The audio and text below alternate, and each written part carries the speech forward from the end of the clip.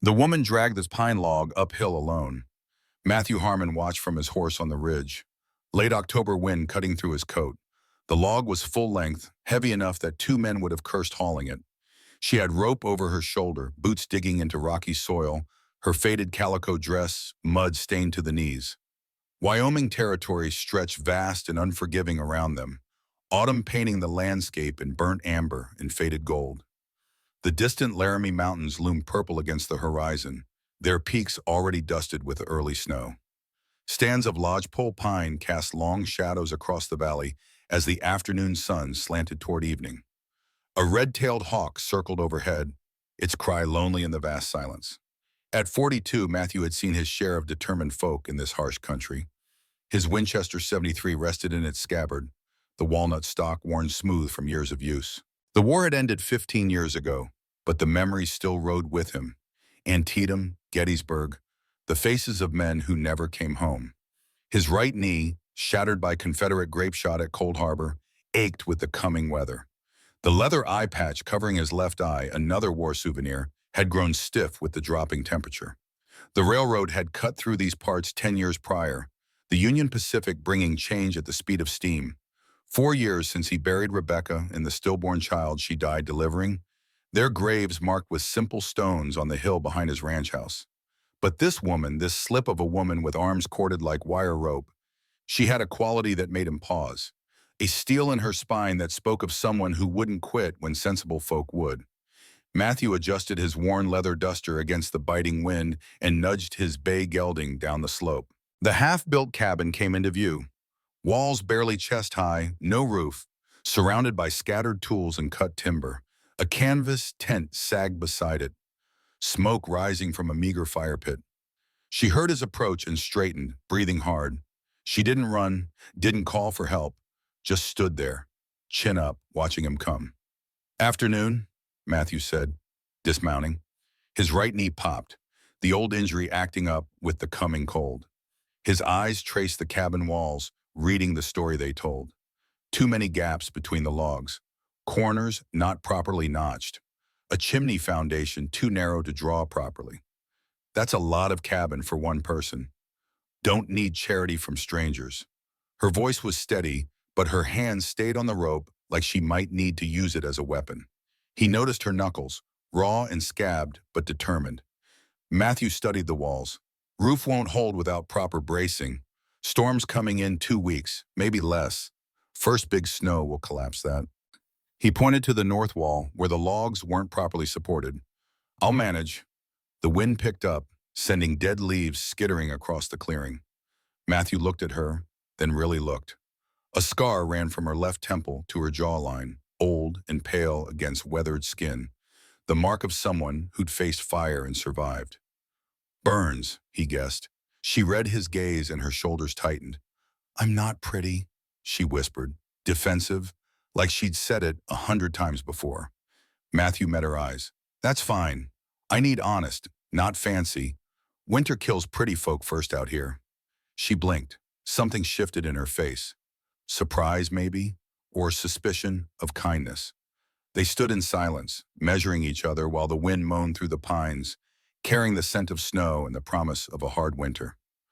"Why would you help me?" she asked. "Because I'm tired of liars and nice dresses." He picked up her hammer, tested its weight. The handle was wrapped in cloth strips for a smaller grip, her adaptation. "You got nails?" She hesitated, then nodded toward a crate. "I can pay with labor. I cook. I mend." "Fair enough." He walked to the nearest wall, examined the joints. The notching was amateur but showed careful attention. She'd been learning as she went. "What's your name?" "Eliza Winters." "Matthew Harmon. I run cattle 3 miles south. Double Pine Ranch." He glanced at the ski, clouds thickening, light fading. "We start tomorrow at first light." Eliza watched him ride away until he disappeared into the pines. Then she sat down hard on a stump, hands shaking. First snow in 2 weeks. First hope it's 6 months. She wasn't sure which scared her more. The Double Pine spread covered 800 acres of prime Wyoming grazing land, purchased parcel by parcel after Matthew returned from the war. The main house stood 2 stories tall, built from local pine and riverstone, with a wide porch facing the eastern sunrise. Beside it, a barn large enough to house 20 horses, though he kept only 8. 3 corrals, a smokehouse, and a bunkhouse completed the central buildings. A creek ran through the northern section, providing year-round water for his 200 head of Hereford cattle, a breed still relatively new to the territory, but thriving under his care.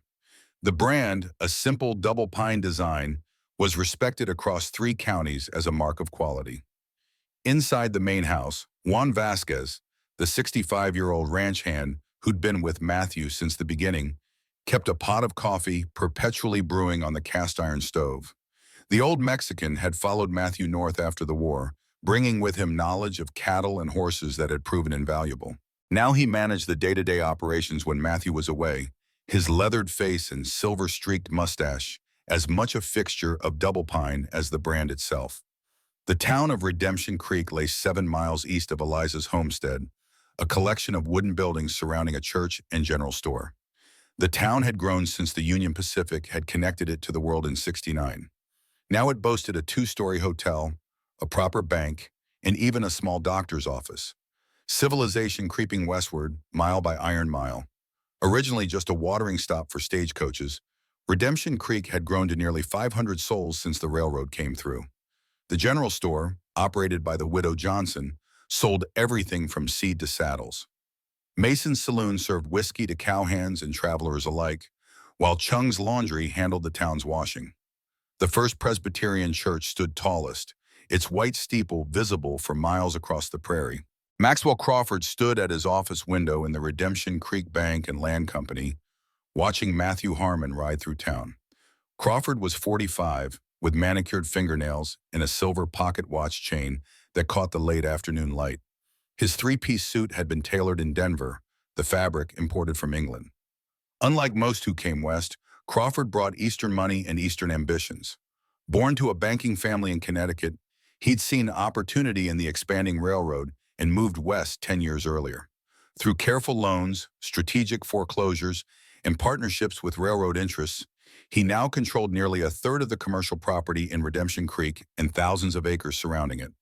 His latest venture involved water rights for the planned Denver Spur Line, a project that would make the right investors very wealthy indeed. Beside him, Reverend Holloway fidgeted with his Bible. The 50-year-old minister had come west to civilize the frontier, but had found Crawford's friendship more profitable than salvation alone. The arrangement benefited both. Crawford gained moral authority by association, while Holloway's church received generous donations and prime land in town. "She's building on that North Ridge," Holloway said, the scarred woman.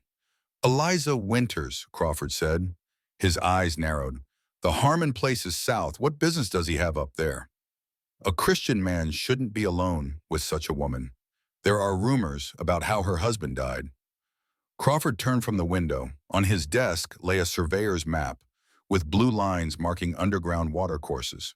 One thick blue vein ran directly beneath Eliza's plot, a subterranean river that, properly tapped, could supply water to the planned railroad depot and surrounding development.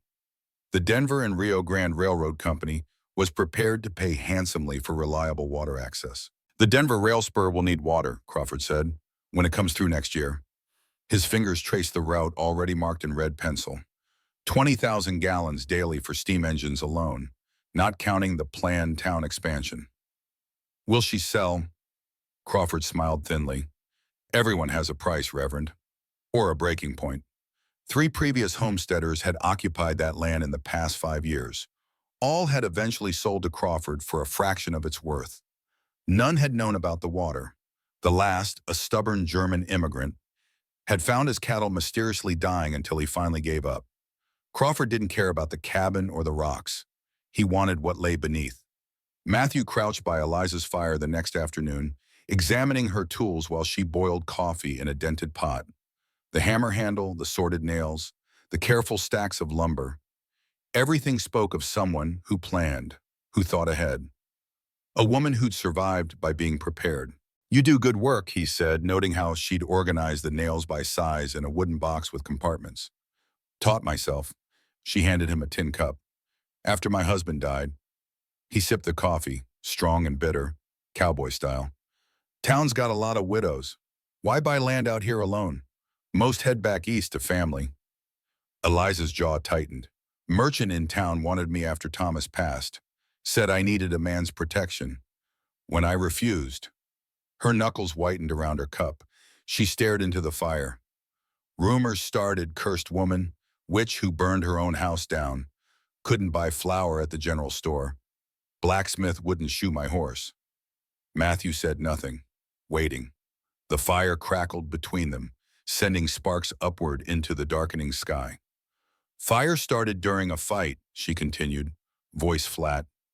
Thomas had been drinking at Mason's since noon. Came home after dark, already in a rage. Started yelling about supper being cold, about me being useless. Knocked the lamp over during the fight. She stared at the flames. Oil spread across the floor like water. I tried to pull him out. He hit me into the flames. I got free. He didn't. She touched her scar unconsciously. Town buried him a hero. Buried me alive with gossip. 6 months of hell before I saved enough to leave. So you bought this claim? With everything I had left. Figured if I'm going to be alone, might as well be on my own terms. She looked at him directly. What about you? Ranch that size? You should have a wife, sons even. Matthew set down his cup. Had a wife, Rebecca, beautiful woman. Everyone loved her. He paused, searching for words that didn't sound bitter. She came from money, Philadelphia family. Met her when I was selling horses back east. She wanted adventure, wanted to tame a war hero. His laugh held no humor. She wanted town life, parties, dances, people admiring her. Ranch bored her. He paused. She died 4 years back. Childbirth. Baby didn't make it either. Doctor was drunk. I was in Cheyenne buying breeding stock. The guilt still rode him 4 years on. Got back to find both gone. I'm sorry. Don't be. I loved her, but I didn't like her much toward the end.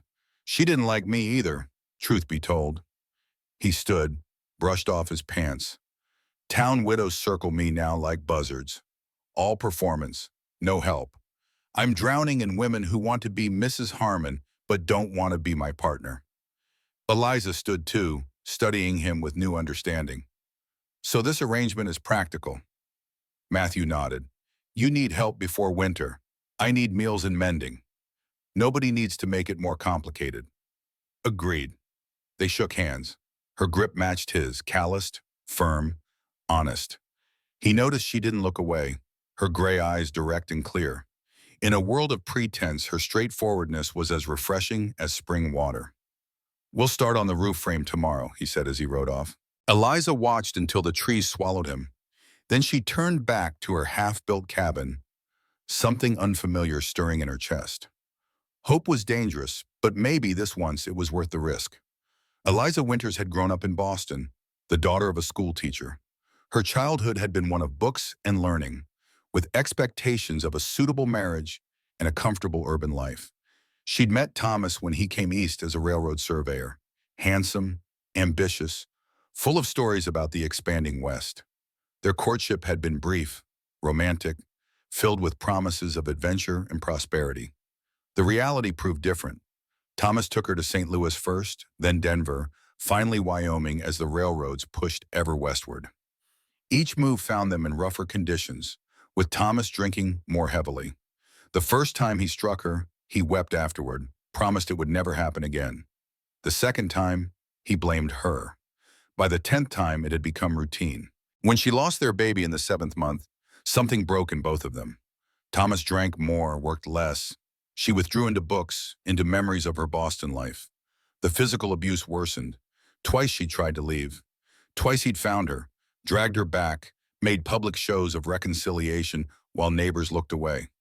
The night of the fire, she'd been reading by lamplight when he burst in, already raging about money spent on books while his dinner went cold. She remembered the lamp falling, the sudden whoosh of flame, his hand pushing her face toward the fire. The searing pain as her skin met flame. Her desperate roll away, the door so close yet so far. She'd escaped, turned to help him despite everything. But the roof beam had collapsed. The town found her outside, clothes smoldering, face burned, while Thomas remained inside.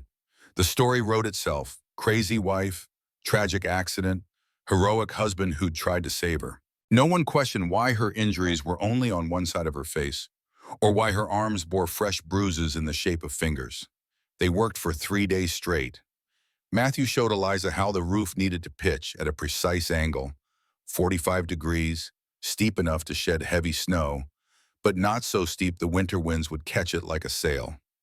Wyoming winters brought snow measured in feet, not inches, and a flat roof meant collapse by January. See how these rafters join?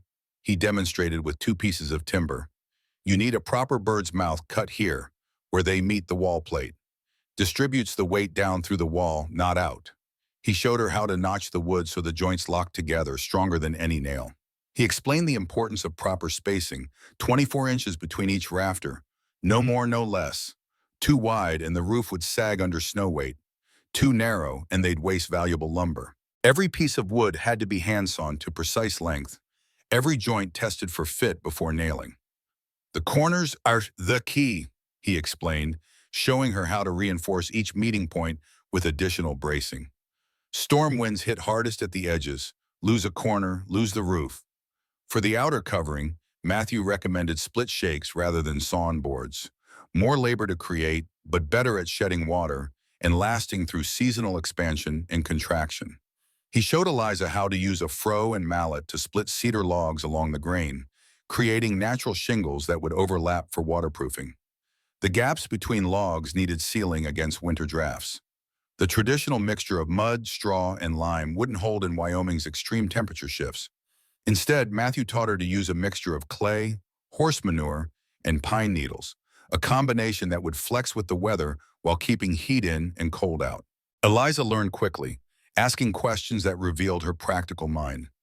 This joint needs a third support, she said on the 4th day, pointing to where 2 beams met. Otherwise, it'll weaken by February. Matthew examined her suggestion, nodded with respect. You're right. Good eye. He showed her how to add a small diagonal brace that would prevent lateral movement when winter winds hammered the structure. The October days grew shorter, colder. The roof frame took shape. They fell into a rhythm. He would arrive at dawn, they would work until dusk, share a meal by the fire, then he would ride back to his ranch. Each evening, the conversation came easier. One weekend, Eliza measured a board while Matthew sawed, their breath fogging in the cold air. The cabin walls were complete now, the roof frame half finished. They worked in efficient silence, a rhythm developed through days of shared labor. Hold this steady, Matthew said, lifting a beam. She braced it while he hammered. Snow dusted their shoulders, melting against their necks. Thomas used to drink, Eliza said suddenly. Started after we lost our first baby. Got mean when he drank. Matthew kept hammering but listened. He'd heard rumors, of course. Town talk, but town talk was rarely truth. That night he came home drunk, started yelling about supper being cold, about me being useless. Knocked the lamp over during the fight. She stared at the beam she was holding. I tried to save him. Even after everything, I tried, but the fire, she shook her head. Town decided I must have wanted him dead. Easier to blame the scarred woman than admit their church deacon beat his wife. Matthew set down the hammer. My wife wanted everything I couldn't give her. Status, excitement. I knew she was unhappy, but I kept hoping the ranch would be enough. He looked at the mountains. When she died, my first thought was, I'm free. Been hating myself for that ever since. Maybe God gives us what we can't keep so we learn what we actually need, Eliza said quietly. Maybe. Matthew picked up his hammer again. Or maybe God's just quieter than preachers claim. The snow intensified suddenly, thick flakes, wind picking up. Matthew squinted at the sky. We need to stop. This is turning into a blizzard. You should go before it gets worse. Too late for that. He secured the tarp over the unfinished roof. I'm staying the night. Eliza's face went carefully blank. There's only one blanket. We'll manage. By nightfall, the storm howled outside. Wyoming blizzards were legendary, temperatures dropping to 30 below zero, winds gusting to 50 miles per hour, snow accumulating 6 inches an hour. Men had frozen to death walking from barn to house in such conditions. Cattle huddled in ravines, sometimes to be completely buried by drifting snow. Inside the half-finished cabin, they worked quickly to fortify against the cold. Matthew stuffed rags into the worst gaps between logs while Eliza built up the fire pit. The canvas tarp overhead snapped and bulged with each gust, threatening to tear free despite the extra ropes they'd added. The temperature inside dropped steadily as night fell, their breath visible in the firelight. They sat by the fire, canvas tarp overhead, sharing Eliza's blanket around their shoulders. Not touching, but close enough to feel each other's warmth. The single blanket was wool, heavy with the scent of wood smoke. Outside, the wind's howl became a physical presence, pressing against the walls like something alive and hungry. In the Sioux tradition, storms have spirits, Matthew said, feeding another log to the fire. Old Juan at my ranch says they're the voices of those who died alone on the prairie, searching for shelter. That's comforting, Eliza replied dryly. He says if you listen close, you can hear them warning travelers, trying to save others from their fate. They fell silent again, listening to the wind's mournful keen. In the heart of a Wyoming blizzard, such stories seemed less superstition than wisdom. Eliza pulled a book from her pack, water-stained but intact. Do you read? Barely, Matthew admitted. Never had much schooling. War came, then ranching. Never seemed time. I could teach you, if you want. I'd like that. She opened to a marked page and began reading aloud. Homer's Odyssey. Penelope waiting for Odysseus, faithful despite 20 years of separation. Her voice was soft but clear, turning ancient words into something alive. Stranger, wheezed Penelope answered, all my excellence, my beauty and figure, were ruined by the bonds when the Argives embarked for Ilium, and with them went my husband. If he were to come back and tend my life, greater and fairer would my fame be. As it is, I am in sorrow. Such troubles has some god brought upon me. Matthew listened like a man starving. Education had been sparse in his Tennessee upbringing, enough reading to sign his name and cipher basic sums. Literature was a world he'd glimpsed but never entered. Hearing Eliza give voice to Homer's ancient words opened something long dormant. She waited 20 years, he said when Eliza paused. How could anyone be that faithful? Perhaps she loved him. Perhaps she had no choice. The story doesn't quite say. Eliza turned the page. But when he returns, he must prove himself to her as much as she proved herself to him. That's the part people forget. She continued reading, the words flowing like water. Somewhere around midnight, exhausted, her head drooped against his shoulder. Matthew went very still, afraid to wake her, afraid to move. The storm raged outside, but inside this precarious shelter, something fragile had taken root. At dawn, she stirred and realized where she was. Their eyes met. Neither spoke. Neither pulled away. Then Matthew looked through the doorway. Just a frame, no door yet, and his face hardened. What? Eliza asked. Horse tracks in the snow. Fresh ones. He moved to the doorway. Someone circled the cabin during the storm. In the distance, riders approached. 3 men led by Reverend Holloway. Matthew moved beside Eliza, close enough that his presence made a statement. The town had come calling. Mrs. Winters, Holloway called out, reining his horse. Frost rhymed his beard, evidence of the brutal ride. We came to check your welfare in the storm. I'm fine, Reverend, Eliza replied. Holloway's eyes moved to Matthew, narrowed. Mr. Harmon, surprised to find you here. Storm caught me, been helping with the cabin. Yes, I can see that. Holloway's gaze traveled over the half-built structure, lingering on the single blanket visible through the doorway. The men behind him shifted. One was Crawford's foreman, Davis, a hard-faced man with reputation for handling problems. Another, the town blacksmith, Miller, who'd refused to shoe Eliza's horse. The third Eliza didn't recognize. Younger, nervous, with the look of someone following orders rather than convictions. Scripture tells us to avoid even the appearance of evil, Holloway said. A woman alone with a man, unchaperoned. People talk, Mrs. Winters, after your history. My history. Eliza's voice had gone flat. You mean surviving when my husband didn't? Holloway cleared his throat. Crawford's offering honest work at his boarding house, room and board. You could come back to town, live proper. Matthew felt Eliza stiffen beside him. He stepped forward. Reverend, Matthew 23, verse 27. Jesus called men like you whitewashed tombs, clean outside, full of dead men's bones within. His voice was quiet but carried in the cold air. She's building her home. Legal claim signed and witnessed. You tell Crawford if he wants to make offers, he can write up himself. Color flooded Holloway's face. The good book also teaches respect for church elders, Harmon. It teaches a lot of things, including not bearing false witness. Now we've got work to do. The men stared at each other. Finally, Holloway turned his horse.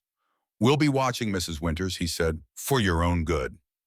After they'd gone, Eliza released a breath she'd been holding. Why would they come all this way in the snow? Matthew was already examining the ground where the night rider had circled. This wasn't about you. Not entirely. He crouched, pointed to where melted snow revealed damp earth. You've got water, lots of it, underground spring. Water, it's everywhere. Not like this. See how the snow melts in this pattern? He traced a line with his finger. Underground river. Probably feeds all the way to Blackfoot Creek. See how the snow melts faster here? Water's close to surface, keeps ground warmer. He stood, pointing to the distant mountains. That watershed feeds this whole valley. Most places water runs deep, 50, 100 feet down. Here, maybe 15 feet at most. Man who controls water controls everything out here. With the Denver spur coming through next year, Crawford will need water for steam engines. Eliza looked bewildered. This is just rock and dirt. Matthew shook his head. This is a fortune, and Crawford knows it. So what do? First, we finish your roof, then we file official water rights at the land office in Cheyenne. Wyoming territory law says first claim gets priority. I've got a book on it back at the ranch. He stood, brushing snow from his knees. Crawford's not the only one who can read a map. The Wyoming Territorial Water Rights Act of 1870 established the doctrine of prior appropriation. First in time, first in right. Anyone who filed proper documentation with the Territorial Land Office established legal claim to water on or under their property. Such rights, once registered, superseded later claims, even from powerful interests like railroads or cattle barons. They worked harder after that, racing the weather and the threat from town. Eliza's cooking improved with fresh meat Matthew brought from his ranch. His clothes returned mended, reinforced at the knees and elbows. They developed an easy partnership, anticipating each other's needs. One night, Matthew pulled a creased paper from his coat pocket. Found this in my pocket. Might interest you. It was the bill of sale for Eliza's land, Crawford's signature at the bottom. She took it, frowning. This says $50. I paid him $75. And it's worth $500, easy. With the water rights, maybe $1,000. Matthew watched her face. He cheated you, Eliza. Told you it was worthless when he knew damn well it wasn't. Her hands tightened on the paper. He said I was getting charity prices because no one else would want this plot. He lied. Question is, what are we going to do about it? She looked up at him. We? I've seen what Crawford does to people who stand in his way. Had 3 small ranchers forced out last year. Suddenly couldn't get loans, couldn't sell cattle, couldn't buy seed. Man has reach. Matthew poured more coffee. Johnson lost his south pasture after the bank called in his loan early. Peterson's well got poisoned. Frederick's fences kept getting cut until his cattle scattered across 3 counties. Eliza stared into the fire. Why help me fight him? You've got your own ranch to worry about. Matthew was quiet a long moment. I watched Thomas yell at you once in the general store, 1.5 years ago, over something small. Wrong kind of flour, I think. Everyone saw it. No one said anything, including me. He met her eyes. Maybe I'm trying to balance accounts. The confession hung in the air between them. Eliza absorbed it, nodded slowly. Then we need a plan. The blizzard hit mid-December with 3 days' fury. Eliza and Matthew were trapped inside. Wind howling so loud they had to raise their voices to be heard. But the cabin held, every joint, every beam, every nail they'd driven together. It all held. The temperature outside dropped to 20 below zero. Inside, they maintained a small fire, careful with their limited wood supply. Snow drifted against the north wall, actually providing additional insulation. The roof, now properly finished, bore the weight of 2 feet of snow without creaking. Your work's good, Eliza said, watching the walls. Our work, Matthew corrected. They fell into domestic rhythm. She read aloud for hours from her small collection of books. Homer, Shakespeare, a worn Bible. He listened, mending tack, learning words by listening. Sometimes he'd stop her, ask for a word to be explained. She never made him feel ignorant, just explained with simple clarity. He taught her to braid rope properly, showing how different patterns created different strengths. His hands covered hers, demonstrating the movements. Their hands touched, and she didn't flinch. The second night, she woke screaming. Eliza! Matthew was across the room instantly, hands visible, non-threatening. You're safe, you're here, the fire's banked. She was shaking, sweat-soaked despite the cold. I dreamed I was burning again. Thomas was holding me down. He's gone, he can't hurt you. But I'm still afraid. Her voice broke. I hate that I'm still afraid. To be touched, to trust anyone close to me. Matthew sat on the floor beside her bedroll, careful to keep distance. When Rebecca died, my first thought was relief. That makes me a coward, doesn't it? It makes you human. She wiped her eyes. I haven't touched another person beyond handshakes in 2 years. Scared of what it might mean. Scared I'd mess it up again. They sat in silence, two damaged people learning they weren't alone. The third night, exhausted from tension, Eliza fell asleep against his shoulder while he read haltingly from her book. He was learning, slowly. He didn't move until dawn, afraid to break whatever fragile thing was growing between them. She woke, realized where she was, met his eyes. I'm sorry, she started. Don't be. You smell like pine smoke, she murmured, half asleep, still. And safety. You feel like home, he whispered back. Morning broke clear and bright. The storm had passed. They separated awkwardly, both knowing they had crossed a line neither could name. Matthew stepped outside to check the chimney and froze. Fresh horse tracks circled the cabin in the snow. Someone had watched them during the storm, close enough to see through the windows. Their privacy had always been an illusion. The week before Christmas, Eliza insisted on accompanying Matthew to town for supplies. I'm tired of hiding, she said, pinning her hair beneath a bonnet that partially obscured her scar. If they want to talk, let them talk to my face.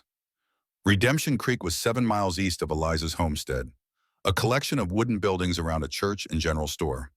They arrived Sunday morning, just as services let out. Eliza walked beside Matthew down Main Street, chin up, scar visible in cold sunlight. Conversation stopped. Women clutched children away. Men stared with contempt or unwanted interest. The town had changed little in the months since Eliza left.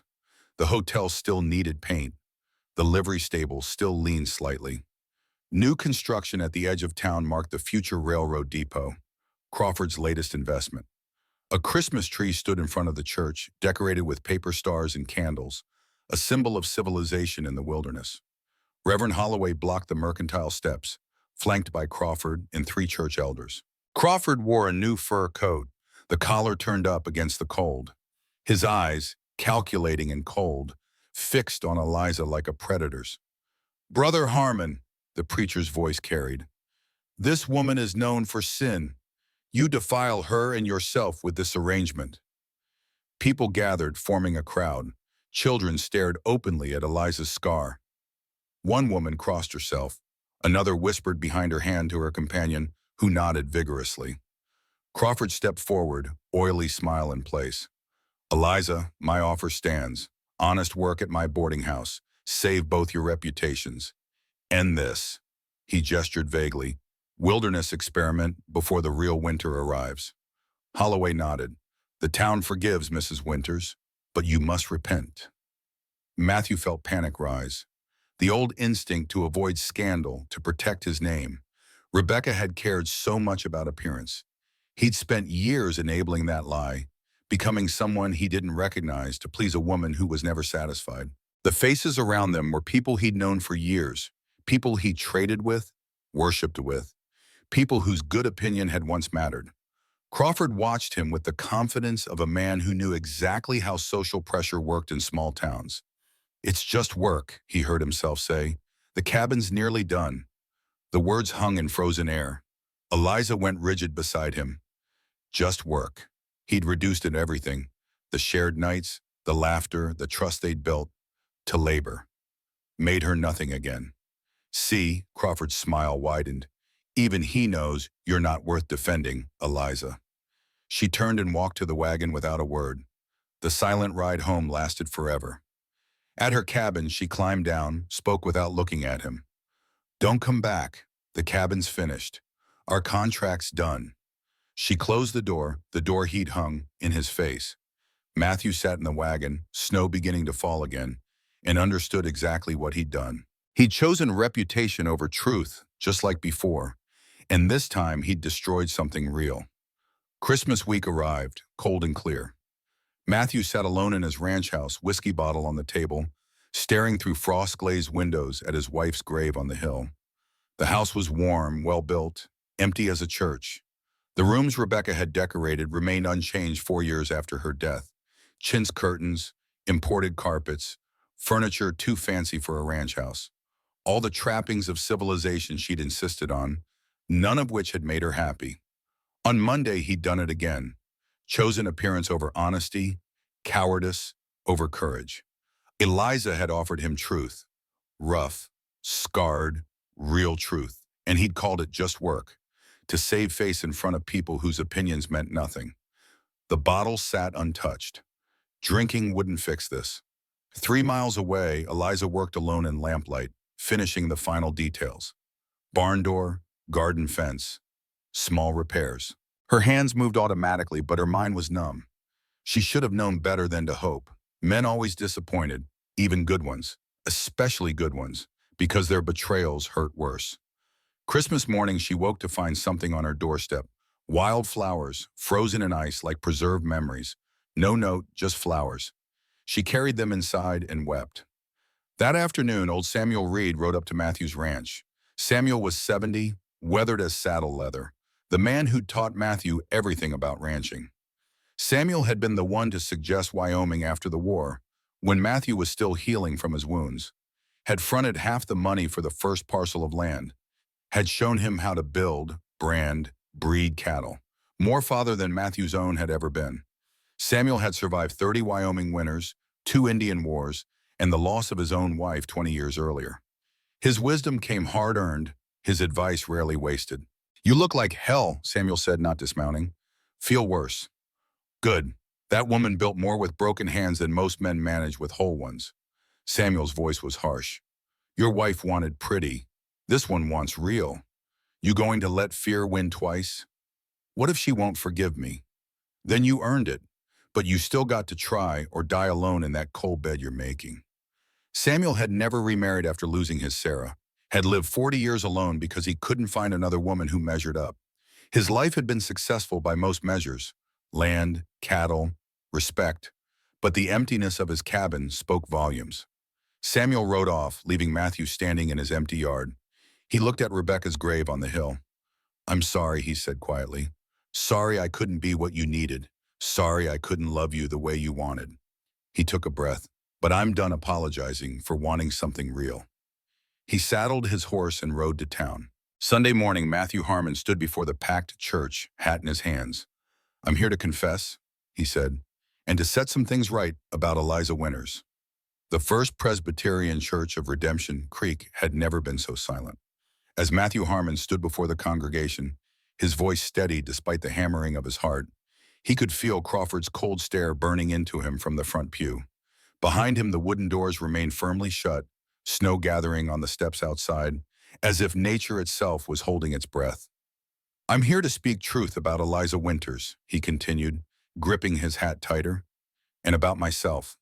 The churchgoers shifted uncomfortably in their pews. Crawford sat in the front row, face expressionless but eyes calculating. Reverend Holloway stood at the pulpit, Bible open, sermon interrupted. Mrs. Winters didn't kill her husband, Matthew said. Thomas Winters was a drunk and a wife-beater. I saw it myself once, in broad daylight at Johnson's store. He struck her over a sack of flour. Everyone saw. No one spoke. Murmurs rippled through the congregation. Crawford's jaw tightened. The night of the fire, Thomas came home drunk and knocked over a lamp during one of his rages. When the flame spread, He pushed Eliza's face into the fire. That's how she got her scar. She escaped, tried to save him despite everything, but couldn't reach him when the beam collapsed. Matthew looked at the faces watching him, some hostile, some curious, some ashamed. You all knew, or suspected, but Thomas sang in the choir, donated to the church, so you buried him a hero and her a murderer. Mr. Harmon, Holloway interjected, this is hardly the place. It's exactly the place, Reverend. Isn't church where we confess our sins? Well, I'm confessing mine. I knew the truth and said nothing. I watched a good woman driven from town by lies, and I did nothing. Matthew turned to face the congregation directly. But that's not why Crawford wants her gone. He wants her land. There's a major underground spring running beneath it. Water that will be worth a fortune when the Denver spur comes through. Crawford stood abruptly. These are wild accusations. I have the original bill of sale, Matthew continued, pulling papers from his coat. Shows Mrs. Winters paid $75 for land Crawford recorded as $50, and I have surveyor's maps showing the watercourse. Copies went to the Territorial Land Office in Cheyenne yesterday. The church erupted in whispers. Crawford's face darkened as Matthew laid the papers on the altar. But my real sin was 2 days ago, standing right there on Main Street. When Mrs. Winters needed someone to stand by her, I faltered. Called our partnership Just Work to save face with you people. His voice cracked slightly. In doing so, I betrayed a woman who's shown more courage, more honesty, more worth than anyone I've met since the war. The silence was profound now. Even the children sat motionless. You all think that scar makes her ugly, but there's a kind of beauty that goes deeper than skin. The kind that shows in how a person faces adversity, in how they build something from nothing. Matthew put his hat back on. I'd rather stand with one honest, scarred woman than a church full of pretty liars. He walked down the aisle, boots echoing on the wooden floor. At the door, he stopped and turned. Service is over for me, but Crawford's Denver water scheme affects every one of you. Might want to ask him about it before putting another dollar in the collection plate. Outside, Matthew mounted his horse and rode toward Eliza's cabin. Behind him, the church doors burst open as congregants spilled into the street, their raised voices carrying on the winter air. The snow had stopped by the time Matthew reached Eliza's homestead. Smoke rose from the chimney, evidence of life within. He dismounted slowly, his knees stiff with cold, and stood before the door he'd hung himself weeks ago. His stomach knotted as he raised his hand to knock. The door opened before his knuckles touched wood. Eliza stood framed in the doorway, eyes wary. You've got nerve coming back here, she said. Matthew removed his hat. I've been called worse things than nervy. What do you want? To apologize, properly. He met her gaze directly. What I said in town, it was cowardice, plain and simple. She studied him, arms folded. Apology noted. Anything else? I went to church this morning. Seeking absolution? Seeking justice. Told them the truth about Thomas, about Crawford's water scheme, about my own failings. He paused. About you.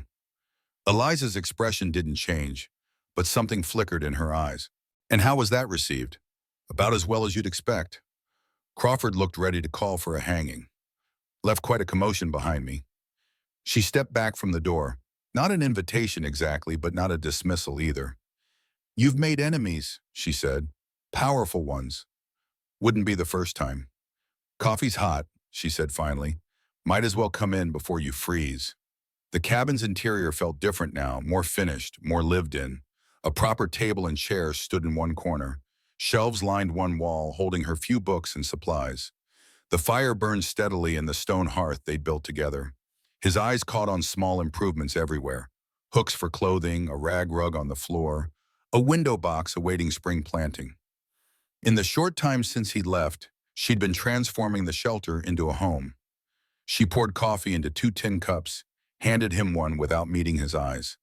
They sat at opposite sides of the small table. I've filed your water rights in Cheyenne, Matthew said. Made it official. Crawford can't touch it now, not legally anyway.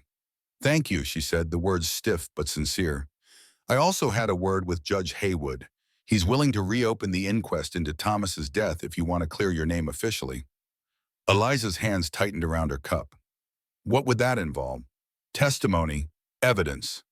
Matthew hesitated. It would mean facing the town again, answering questions. But you'd have me standing with you this time, for whatever that's worth. She looked out the window at the snow-covered landscape. I've stopped caring what Redemption Creek thinks of me. Fair enough. He sipped his coffee. But legal exoneration might make a difference someday. Your choice. They sat in silence, the fire crackling in the hearth. Outside, a raven called, its harsh voice carrying through the winter stillness. Why did you really come back, Matthew? She asked finally. Guilt? Pity? Matthew set down his cup. Because in all my life, I've only met a few truly honest people. Samuel Reed is one. You are another. He met her eyes across the table. And because when I'm here, in this cabin we built, I feel more myself than I have in years. Eliza looked away. Pretty words. Not pretty, true, there's a difference. She stood abruptly, moved to the shelves, adjusted items that needed no adjusting. What exactly are you proposing? A second chance? To be your friend, your partner in making this place work. Nothing more, nothing less, unless... He left the sentence unfinished. Unless? Unless someday you want more. Matthew stood but kept his distance. I'm not Thomas. I won't make promises I can't keep. But I can offer honesty, hard work, and respect. And if the town turns against you for associating with the murdering witch, let them. I've lived through worse than gossip. Eliza turned to face him fully. The scar on her face caught the firelight, a pale line against her skin. Her eyes, gray as winter skies, studied him with a depth that felt like judgment. I need time, she said finally. Matthew nodded. I understand, I'll go. No, the word came quickly. I meant, I need time to think while you're here. Sit. Finish your coffee. He sat back down, relief washing through him. Outside, the winter day was fading toward dusk, shadows lengthening across the snow. Tell me about your confession, she said. I want to hear every word. Maxwell Crawford paced his office like a caged wolf. His normally immaculate appearance was disheveled, collar unbuttoned, hair mussed from running his fingers through it repeatedly. On his desk lay the morning's disaster. Matthew Harmon's copies of the water survey and land sale records. He's outmaneuvered us, Reverend, Crawford snarled. Filed the water rights before we could stop him. Holloway sat heavily in the leather chair across the desk. The congregation is in turmoil. Half believe Harmon's story about Thomas Winters. The other half don't know what to think. I don't give a damn what they think. Crawford slammed his fist on the desk. Without that water access, the Denver Spur becomes 10 times more expensive to operate. The railroad might pull out entirely. Perhaps we should consider an alternative route. There is no alternative route. The terrain won't allow it. We need that spring. Crawford lowered his voice with visible effort. What about Davis and the others? Where do they stand? Davis will do whatever you pay him to do. Miller's worried about his reputation if the Thomas Winters story spreads. The others are waiting to see which way the wind blows. Crawford poured himself 3 fingers of bourbon, drank it in one swallow. We need to act quickly, before this gets any worse. What exactly are you suggesting? Accidents happen in Wyoming winters, Reverend, particularly to isolated homesteads. Crawford's eyes were cold. A fire, rustlers. Any number of misfortunes could befall the widow Winters and her champion. Holloway blanched. Maxwell, surely you're not suggesting... I'm suggesting we protect our investments. The future of this town. Crawford poured another drink. The railroad brings prosperity for everyone. 2 people standing in the way of progress is a problem that requires solving. This is crossing a line. We crossed that line years ago. Crawford's smile was without humor. Or have you forgotten the German farmer? Or Peterson's well? Your church was built with that money, Holloway. Too late for scruples now. The minister stared at his folded hands. What do you need from me? Keep the town calm, discredit Harmon's claims, remind people of Eliza Winters' questionable character. Crawford straightened his tie, composure returning. I'll handle the rest. Crawford stared out the window, eyes fixed on something beyond the visible. You know I wasn't born to this, Reverend. My father worked himself to death in a Connecticut factory while the owners lived in mansions. I swore I'd never be powerless like him. He turned, a rare glimpse of vulnerability crossing his features. This town, this railroad, they're not just business. They're proof that I matter, that I exist. The vulnerability vanished, replaced by cold calculation. I won't let some scarred woman and one-eyed rancher take that from me. Not when I've come this far. Holloway studied the man he'd hitched his wagon 2 years ago, seeing for the first time the wounded boy beneath the banker's polished exterior. It didn't excuse Crawford's methods, but it explained the desperation behind them. After Holloway left, Crawford opened his safe, removed a small ledger. Inside were names, dates, amounts paid for services rendered. He sent a messenger to fetch Davis. Some problems required direct solutions. Matthew stayed for dinner, a simple stew of dried beef and root vegetables. They spoke of practical matters, the need for more firewood, plans for a small barn come spring, how the roof had held during the blizzard. Beneath the ordinary conversation lay a current of tension, of things unsaid but felt. Neither mentioned his near confession before he left, or the way she had whispered safety when half asleep in his arms. As darkness fell, Matthew reluctantly stood to leave. I should get back to the ranch. Juan will be wondering where I am. Eliza walked him to the door. When will I see you again? The question held no demand, just a simple desire to know. Tomorrow, if that suits you. I need to check my cattle after the storm, but I could come by afternoon. She nodded. I'd like that. At the threshold, Matthew hesitated. Eliza, about Crawford. He won't take today's events lightly. He's a dangerous man when crossed. I'm no stranger to dangerous men. All the same, keep your doors locked. And this. He drew a Remington revolver from his coat, offered it grip first. Do you know how to use it? She took the weapon, checked the cylinder with practiced ease. Thomas taught me before the drinking got bad. I'm a fair shot. Keep it close. He put on his hat. I'll see you tomorrow. Outside, his horse nickered softly in greeting. The night was clear and cold, stars hard as diamonds in the black skirmium. Matthew mounted up, looked back at Eliza standing in the doorway, lamplight haloing her figure. Be careful, she called. Always am. The ride back to Double Pine took him past the outer edges of Redemption Creek. Lamplight glowed in windows, smoke rose from chimneys.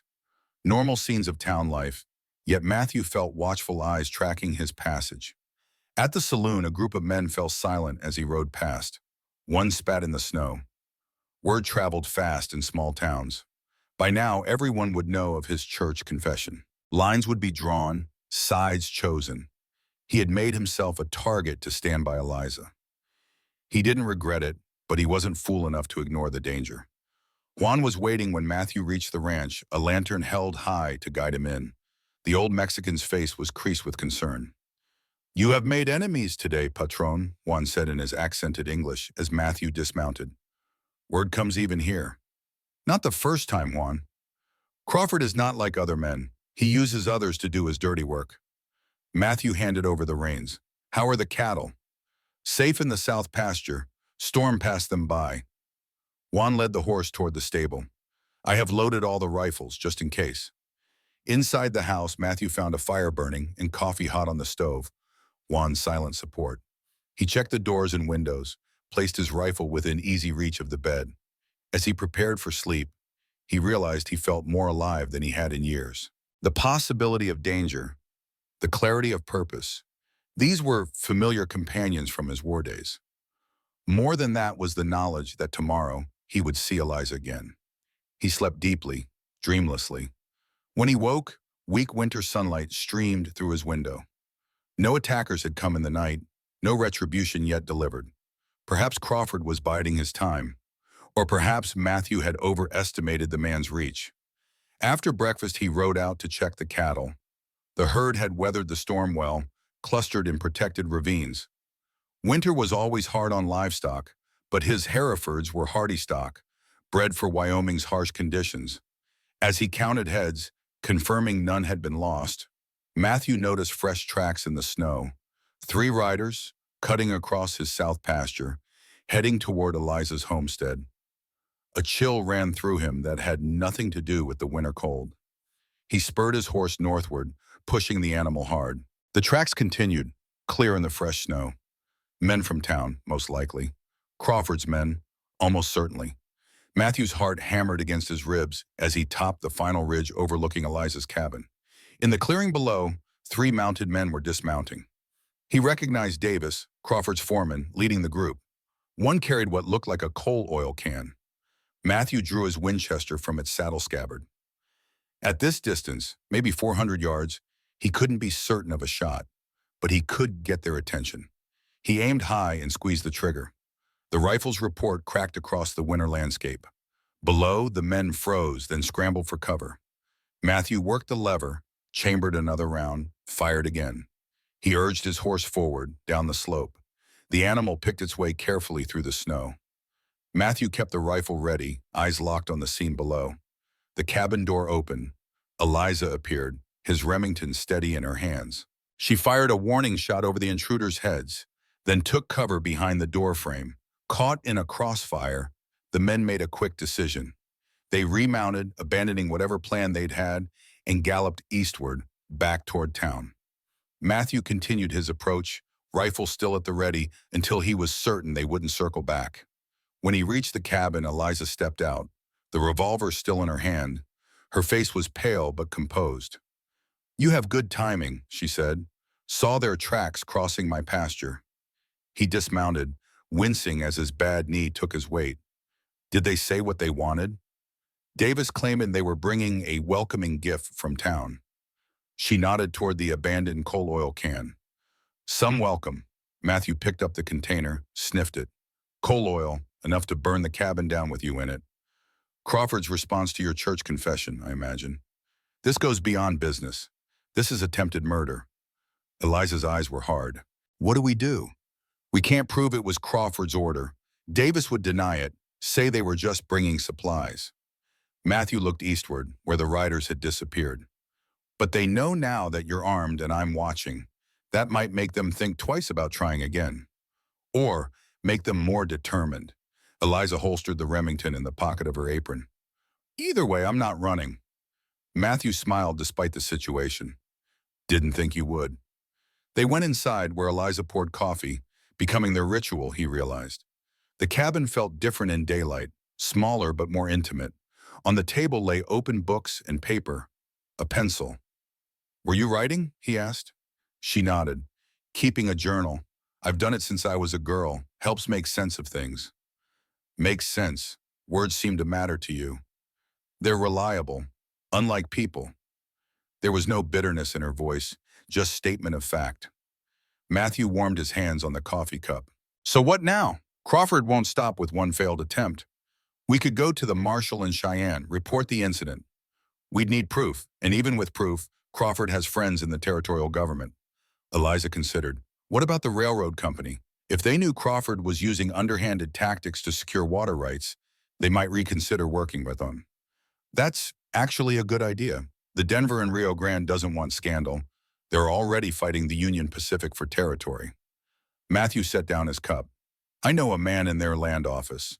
Former cavalry, served with me at Antietam. Honest as far as railroad men go." "Can you reach him?" "Telegraph from town. Though showing my face there might not be wise right now." Eliza smiled thinly. "Then perhaps it's time the town saw my face again." They rode into Redemption Creek together that afternoon. Matthew had argued against it, but Eliza was adamant. "I won't hide forever," she said, "and 2 targets are harder to hit than one alone." The town was quieter than usual for a Monday afternoon. Faces watched from windows as they rode down Main Street. At the general store, the widow Johnson stared openly, then quickly closed her door. The saloon fell silent as they passed. "Welcoming committee," Eliza murmured. They continued to the telegraph office at the far end of town. The operator, a thin man named Phillips, visibly paled when they entered. "Mr. Phillips," Matthew said cordially, "I need to send a wire to Denver." I'm not sure I can, Mr. Harmon." Phillips glanced nervously toward the door. "Mr. Crawford was very specific. Mr. Crawford doesn't own the Western Union Telegraph Company. Last I checked." Matthew placed coins on the counter.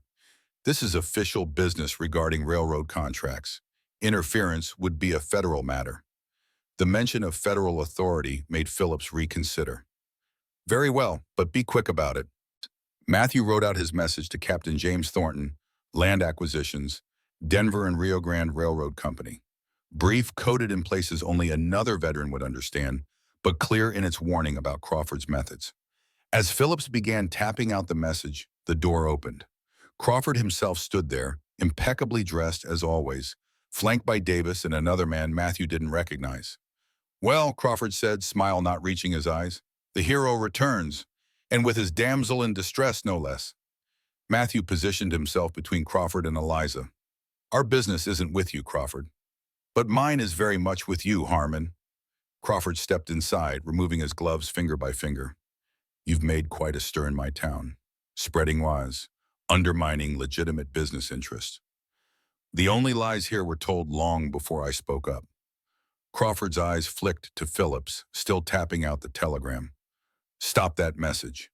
Phillips froze, fingers hovering over the key. "Sir, It's already sent," Matthew lied smoothly, "to the Denver and Rio Grande offices, regarding your methods of acquiring water rights." Crawford's face hardened. "You're interfering in matters you don't understand, Harmon. This town needs that railroad spur. Jobs, growth, future. The town needs honest leadership more." Matthew kept his voice level. "Your water scheme would benefit you, not Redemption Creek. As if you care about this town. You live apart, come in only when you need supplies. Now you presume to judge those of us building something here?" Eliza stepped forward. "He cares enough to speak truth when others won't." Crawford's gaze raked over her with undisguised contempt. "The murdering witch speaks. How touching." Matthew's hand dropped to his pistol, but Eliza's touch on his arm stopped him. "I didn't murder my husband, Mr. Crawford. But I no longer care if you or anyone in this town believes that." Her voice carried in the small office. "What I do care about is truth. And the truth is, you tried to have me killed this morning." Crawford's laugh was genuine. "My dear woman, if I wanted you dead, you would be. Davis merely brought coal oil as a gesture of goodwill for your lamps." "With 3 armed men? In the middle of winter?" Matthew shook his head. "Save your lies for people who believe them." Crawford's amusement faded. "You've made a serious mistake, both of you. This isn't over." "On that much, we agree." Matthew nodded to Phillips. "Finish the telegram, Mr. Phillips. We'll wait." Crawford stared at them for a long moment, then abruptly turned and left, Davis trailing behind him like a faithful hound. Through the window, Matthew watched them cross the street to the bank building. Phillips completed the telegram with shaking hands. "It's sent, Mr. Harmon, but I can't guarantee it will reach Denver. Crawford has friends all along the line. Then we'll have to find another way to get the message through." Matthew tipped his hat. "Thank you for your service, Mr. Phillips. Remember which side of this you chose today." Outside, they mounted their horses. The street was eerily empty, townsfolk having retreated indoors at the sight of Crawford's confrontation. "That man is more dangerous than Thomas ever was," Eliza said quietly. "Thomas was a drunk with a temper. Crawford is calculating." Matthew nodded grimly. "We should get back to your place before dark. I don't trust him not to try something else." As they rode out of town, Matthew felt eyes on them, not just from windows and doorways, but from rooftops and alleys. Crawford was watching their every move. The afternoon was waning, winter daylight already fading toward dusk. They rode at a steady pace, alert for any sign of pursuit. A mile outside town, Matthew held up his hand, stopping them. "Listen," he said softly. In the distance came the sound of approaching riders, several of them coming fast from the east. "Get off the road," Matthew ordered, guiding his horse into the trees. Eliza followed without question. They concealed themselves in a stand of pines as 6 riders galloped past on the main road. Davis led them, rifle across his saddle. The men rode hard toward town, clearly returning from some errand. "Where were they coming from?" Eliza whispered once they'd passed. A sick feeling settled in Matthew's stomach. "My ranch. Double Pine is east of here." Her eyes widened in understanding. "Juan, we need to hurry." They kept to the trees, paralleling the road but staying out of sight. Matthew pushed their pace as much as safety allowed. His mind raced with possibilities, none of them good. Juan was capable, experienced, but one old man against 6 armed riders. Smoke rose in the distance as they approached Double Pine. Not the normal smoke of chimneys and cooking fires, but thick black plumes that spoke of destruction. Matthew spurred his horse forward, caution forgotten. The scene that greeted them was one of devastation. The barn was ablaze, flames leaping high into the winter sky. The bunkhouse was already a smoldering ruin. The main house still stood, but fire had caught on one side, working its way toward the roof. "Juan!" Matthew shouted, dismounting and running toward the house. "Juan!" There was no answer. The heat from the barn fire was intense, driving them back. Eliza grabbed Matthew's arm. "The well," she said, pointing. "Get buckets. We might save the house." For the next hour, they fought the fire together, hauling water, throwing it on the flames, working in desperate silence. The winter air filled with steam and smoke. Their hands cracked and bled from cold and work. Gradually, they managed to douse the flames on the house, though nothing could be done for the barn or bunkhouse. As the immediate danger passed, Matthew renewed his search for Juan. He found the old Mexican behind the house, unconscious, a bloody gash on his head. He was alive, but barely. "Help me get him inside," Matthew called to Eliza. Together, they carried Juan into the house. The interior was largely undamaged, though smoke hung heavy in the air. They laid him on a couch where Eliza examined his wound with gentle hands. "Blunt force, someone hit him from behind." She cleaned the wound carefully. "He needs a doctor." "Nearest one's in town, Crawford's territory." Matthew paced, rage building inside him. "This is my fault. I should have been here." "It's Crawford's fault," Eliza corrected firmly, "and we'll make him pay for it. But first we need to take care of Juan." Matthew knelt beside the couch, took the old man's weathered hand in his. Juan had been with him since the beginning, had helped build everything that was now damaged or destroyed. More than a ranch hand. Family. "I'll ride for the doctor," Matthew said. "You stay with him." "And if Crawford's men come back?" "They won't. Not tonight. They've made their point." He stroked Juan's forehead gently. "Besides, you're a good shot, and there are more guns in the cabinet by the kitchen." Eliza nodded. "Be careful in town." "I'm done being careful." Matthew checked his pistol. "Crawford just declared war." Juan stirred, eyes fluttering open. "Patron," he whispered. "I'm here, old friend. Lie still." 6 men. I try to stop them." Juan's voice was weak. "They have cans of oil. Start with barn." "Did you recognize any of them?" "Davis and the blacksmith, Miller." Juan's eyes closed again. "I shoot one, in the leg, before they hit me." Matthew squeezed Juan's hand. "You did well. Rest now. I'm going for the doctor." Outside, Matthew surveyed the damage in the fading light. Beyond the destroyed buildings, he could see his cattle still safe in the distance. At least Crawford's men hadn't slaughtered the herd. Small mercy. Eliza joined him. "This isn't just about water rights anymore, is it?" "No, it's personal now." Matthew's voice was cold. "Crawford thinks he can break me. Drive me out like the others who stood against him. Will he succeed?" Matthew turned to her. In the glow of the smoldering ruins, her face was half lit, the scarred side in shadow, beautiful in her strength and determination. "No," he said simply, "because now I have something to fight for." As he rode toward town, Matthew's mind was clear, focused in a way he hadn't experienced since the war. Crawford had miscalculated. He'd thought to intimidate, to scare Matthew away from Eliza and her water rights. Instead, he'd awakened the soldier who'd survived Antietam and Cold Harbor, who'd learned that some things were worth fighting for, no matter the cost.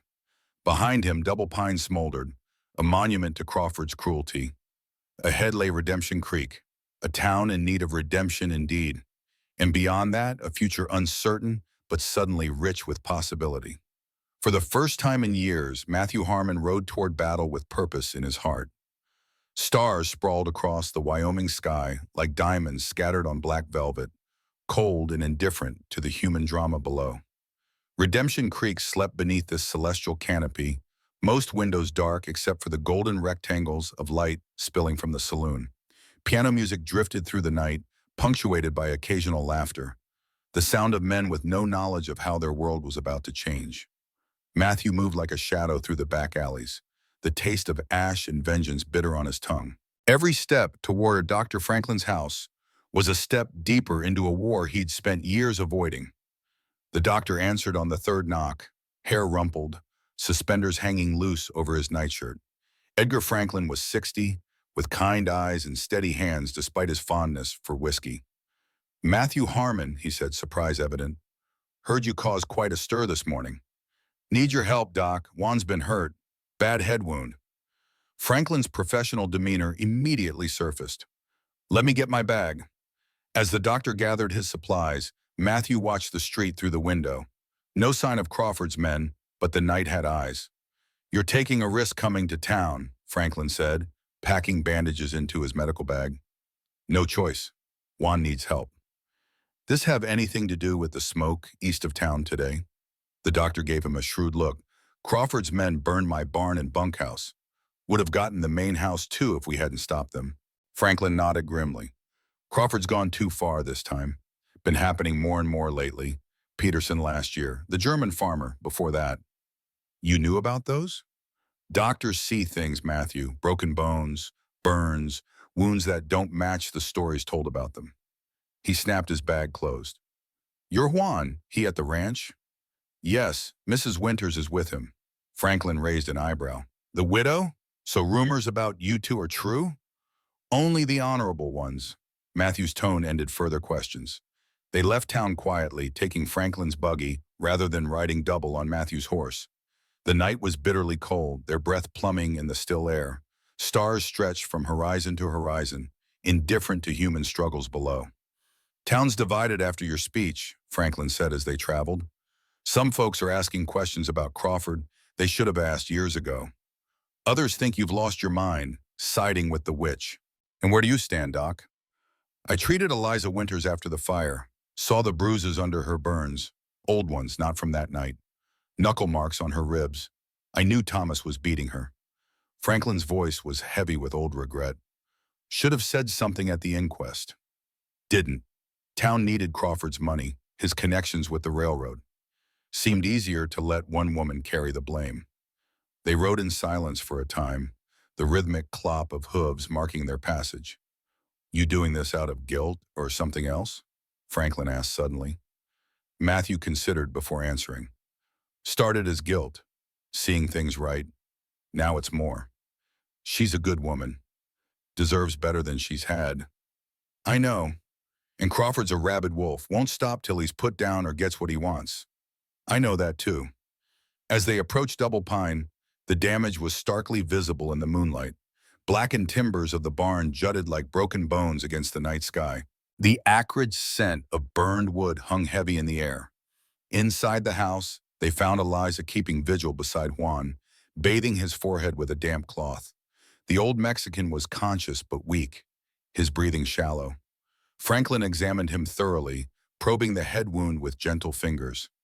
"Skull's not fractured, thank God. Concussion, though. Bad one. He needs rest, quiet." "Will he recover?" Matthew asked. "Good chance. He's tough, this one." Franklin cleaned the wound, applied a fresh bandage. "Keep him warm, hydrated. Watch for fever. If his pupils dilate differently or he can't remember simple things, send for me immediately." Juan managed a weak smile. "Not dying today, Patron." "Glad to hear it, old friend." Matthew squeezed his shoulder gently. Eliza had coffee ready when Franklin finished. They sat at the kitchen table, voices low. "What's your plan now?" the doctor asked. "Crawford won't stop, and with your barn gone, winter will be hard on your stock. I sent a telegram to the Denver and Rio Grande. Crawford won't be able to stop it. Phillips has a spine, surprisingly, but it'll take time for any response." Matthew stared into his coffee. "In the meantime, we protect what's ours, both here and at Eliza's place. You'll need help. Crawford has at least 6 men willing to do his dirty work. I've got Juan when he's better. Samuel Reed would come if I asked. And now you." Franklin looked startled. "I'm a doctor, not a gunfighter." "You're taking a side just by being here." Matthew's eyes were kind but unwavering. "Town will know by morning. Crawford will know. You're choosing justice over convenience, Doc. Little late, but welcome to the fight." The doctor absorbed this, then nodded slowly. "Been living with my choices too long anyway. Might as well make some new ones." He drained his coffee. "I'll come by tomorrow to check on Juan, and I'll spread the word to those who might listen." As Franklin prepared to leave, Eliza walked him to the door. Thank you, Doctor. No, Mrs. Winters. Thank you for your forgiveness. He looked at her directly. I should have spoken the truth about your husband's violence. We all should have. The past is done. What matters is what we do now. After Franklin departed, Eliza and Matthew checked on Juan once more, then found themselves alone in the kitchen. The house creaked around them, settling in the cold night. Outside, the wind had picked up, moaning around the eaves. You should take my room, Matthew said. I'll stay on the sofa near Juan. I'm not taking your bed while you sleep on a sofa in your own house. Proper thing to do. Eliza's eyebrow arched. Do you really think propriety matters now? After everything else today? A ghost of a smile touched his lips. Probably not. Then let's be practical instead. You need rest.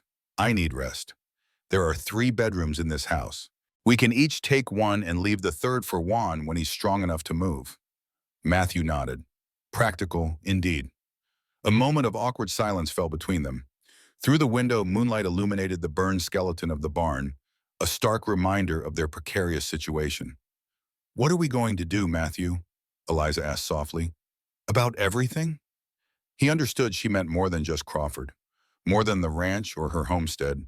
There was the growing thing between them, undefined but undeniable. We're going to survive winter, he said simply. We're going to rebuild what Crawford destroyed. We're going to see justice done one way or another. He met her eyes.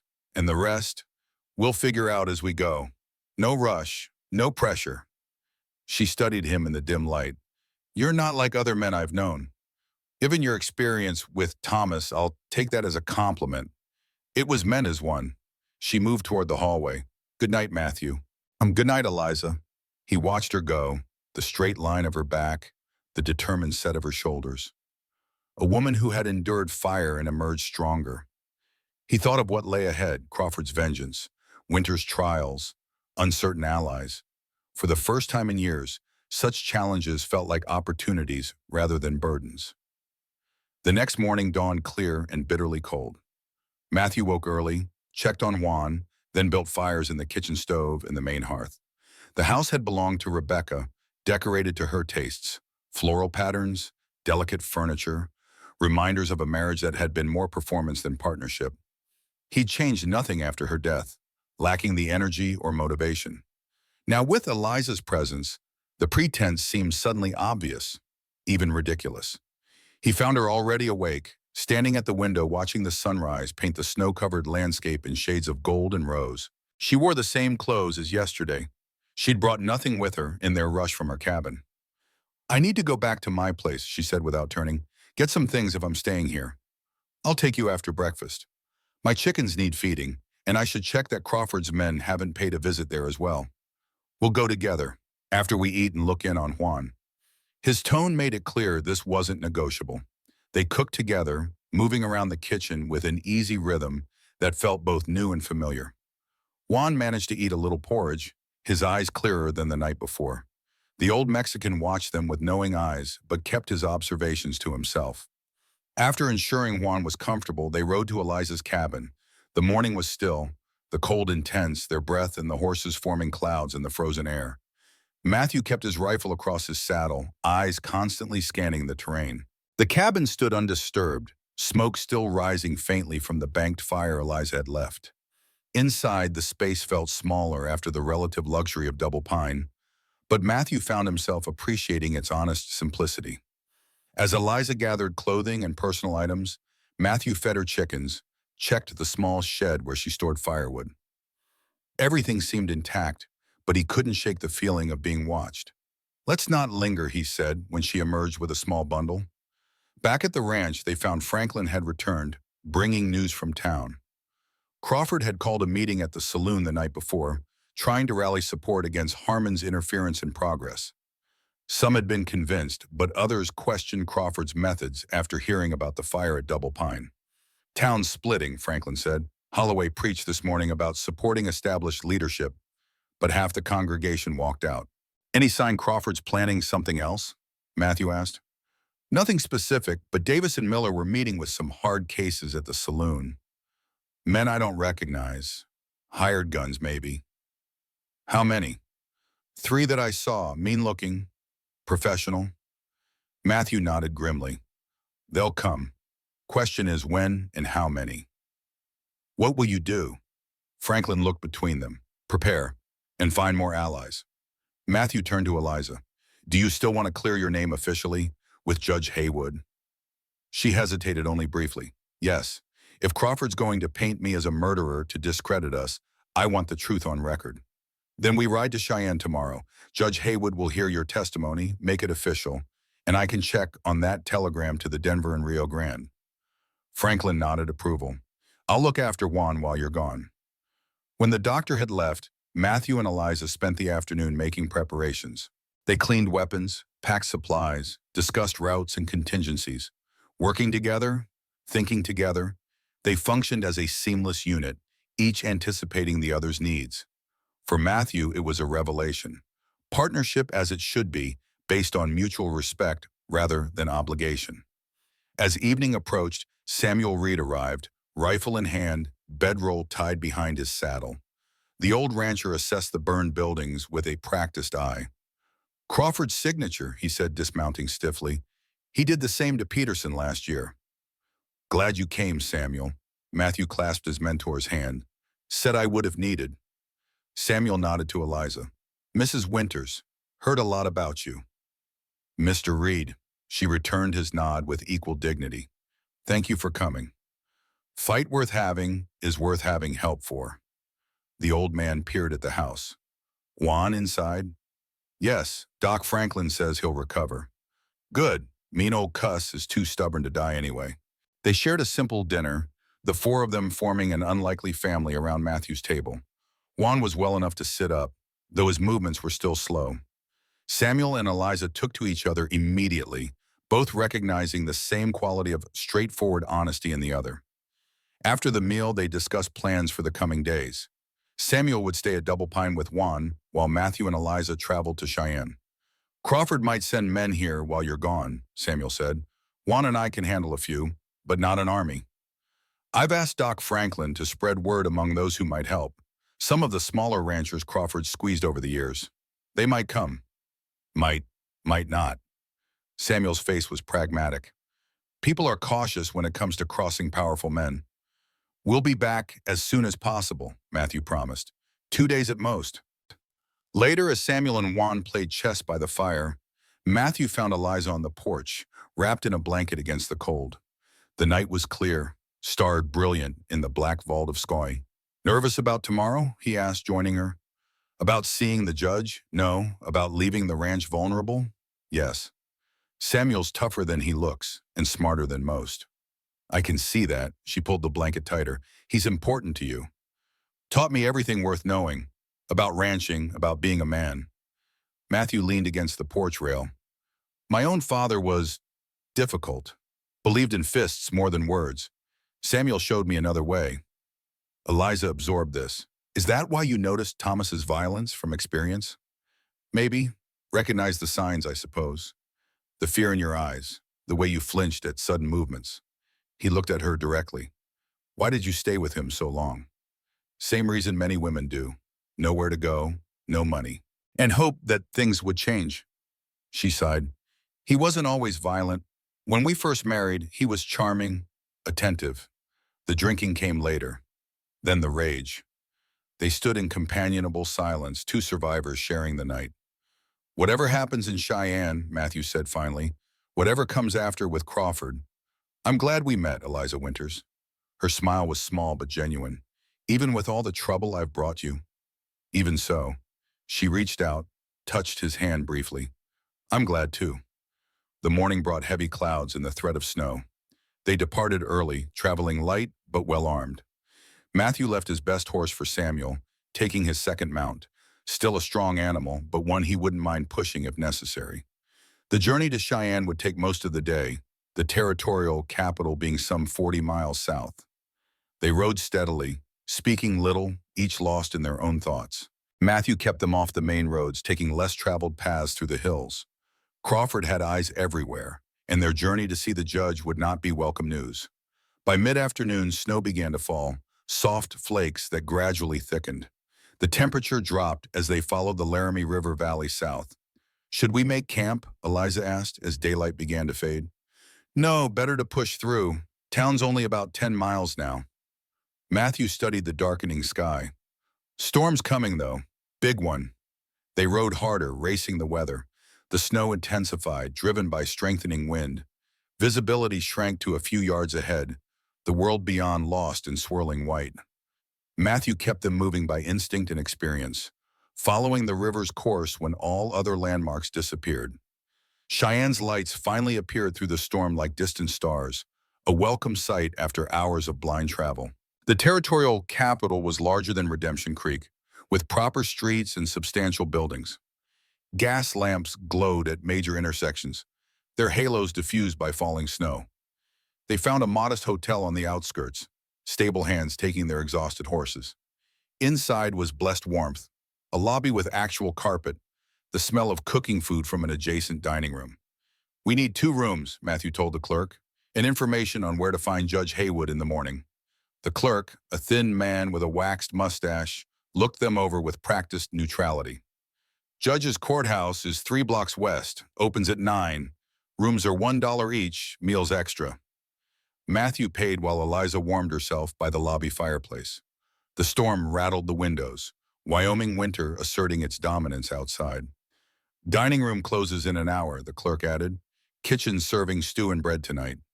The stew was surprisingly good, thick with vegetables and beef. They ate hungrily after the long ride, the dining room nearly empty at this late hour.